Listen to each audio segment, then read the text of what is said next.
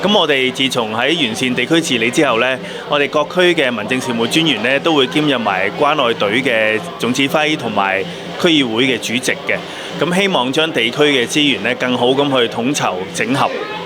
咁我諗地區資源呢，除咗頭先講區議員啦，我哋有同埋關愛隊之外呢，其實好緊要嘅就係一個工商界嘅力量。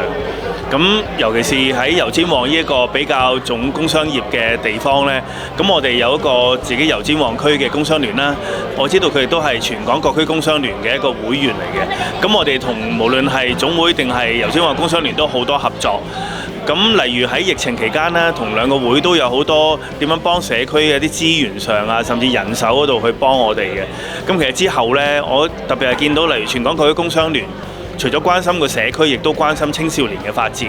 咁見到佢又做一個例如係基本法嘅創作比賽啦，希望亦都透過嗰個活動，令青少年除咗認識基本法，甚至憲法，就希望佢哋做一個生涯規劃，了解到嚟喺電台工作啊，做 DJ 啊，或者一啲製作點樣去做，咁發揮到工商界俾年青人一啲多啲機會啊，多啲眼界嘅一個角色咯，係。其實全港各區工商聯呢係有一個地方喺油尖旺喺油麻地嗰度嘅，咁我自己上去睇呢，咁盧錦欣佢哋會長啊，或者佢哋成個團隊呢，都覺得其實要好利用嗰個地方呢，可以愛嚟做一個支援社區嘅點，咁我就建議佢哋，如果因為喺油尖旺係18區裏邊最多少數族裔嘅一個住嘅地區嚟嘅，咁點解唔將嗰個地方不如攞嚟做一個少數族裔嘅支援中心，做一個起點？咁既可以將一個全港各區工商聯嘅資源集中喺一個地方，亦都可以係好就腳喺少數族裔住嘅地方嚟到去服務佢哋，咁發揮到一個社區資源整合嘅一個角色。自從我哋喺2023年開始完善咗地區治理之後呢，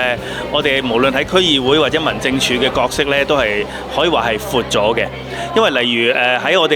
2024年呢，喺區議會下邊有一個振興經濟嘅工作小組，佢會提議咗好多唔同方面去幫手同工商界一齊去令到個地區各方面嘅行業去更加有活力嘅一啲創意嘅。咁頭先你講到嘅廟街係一個例子啦，我哋都一齊去幫手。